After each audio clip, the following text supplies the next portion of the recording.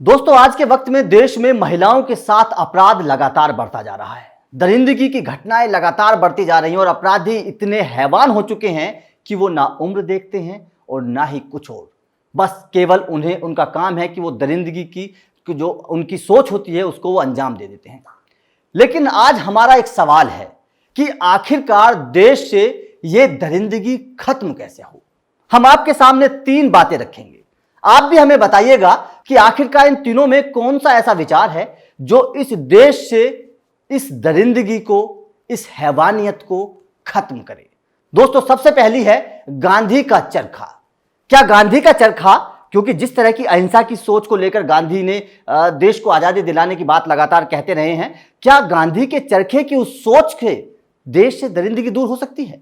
यह सबसे बड़ा सवाल है। लेकिन हम कहते हैं कि गांधी के चरखे से देश से ये हैवानियत खत्म नहीं होगी, क्योंकि गांधी की सोच थी कि अगर एक गाल पे थप्पड़ मारा है तो दूसरे को आगे कर दो। लेकिन इन हैवानों के सामने ऐसा नहीं होगा। इन हैवानों से हम ये नहीं कह सकते कि आपने एक हैवानियत करी है तो आप दूसरी भी हैवानियत कर दो। नहीं, इन लोगों को बात की नहीं, लात की जरूरत है। इन लोगों के खिलाफ सख्त एक्शन लेने की जरूरत है और तभी जाकर ये हैवान खत्म होंगे। दूसरा हमारे पॉइंट है कि क्या अंबेडकर के संविधान से इस देश से हैवानियत खत्म हो सकती है? क्या अंबेडकर के संविधान से इस देश का भला हो सकता है? तो हम कहेंगे कि नहीं, अंबेडकर के संविधान का भी इन हैवानों के अंदर कोई डर नहीं है।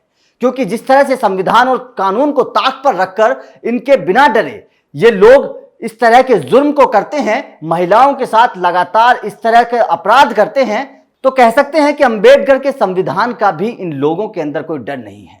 खास तौर से जिस तरह से हमारा कानून लचीला है और कानून के साथ साथ पुलिस वाले जिस तरह से इस तरह के अपराधियों की मदद करते हैं, उनको शरण देते हैं, उन्हें बचाते हैं, तो उस लिहाज से हम कह सकते हैं कि अंबेडकर का संविधान भी इन अपराधियों के सामने कमजोर पड़ता नजर आता है।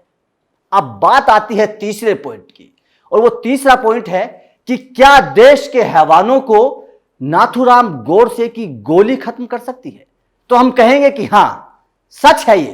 क्योंकि आज जिस तरह से देश में हैवानियत बढ़ रही है उसके खिलाफ एक सख्त एक्शन लेने की जरूरत है।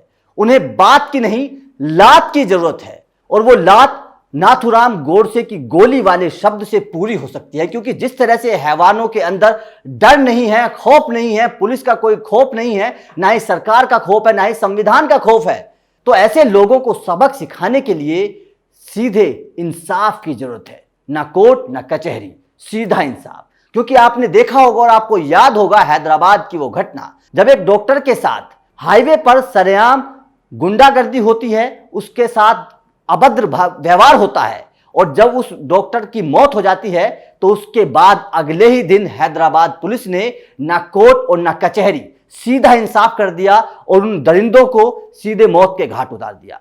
उसके बाद से दोस्तों, उसके बाद से हैदराबाद में इस तरह की कोई घटना सामने नहीं आई है। तो अगर हमें अपने यूपी को सुधारना है, अपने देश को सुधारना है, तो ना गांधी का चरखा ना अंबेडकर का संविधान, हमें सिर्फ नाथूराम गोडसे की गोली चाहिए। दोस्तों, आपको क्या मानना है? क्या वास्तव में जो 3 पॉइंट हमने बताए हैं, आपको क्या लगता है कि कौन सा पॉइंट देश को सुधार सकता है? हमारा मानना है नाथूराम गोडसे, क्योंकि इस मामले पर, देश में बढ़ रहे अपराधों के मामले पर नाथूराम गोडसे आज गांधी के चरखे पर भारी पड़ते दिख रहे हैं। आपका क्या मानना है? आप जिस पॉइंट को बेहतर समझते हैं, आप हमें कमेंट करके बता सकते हैं। धन्यवाद।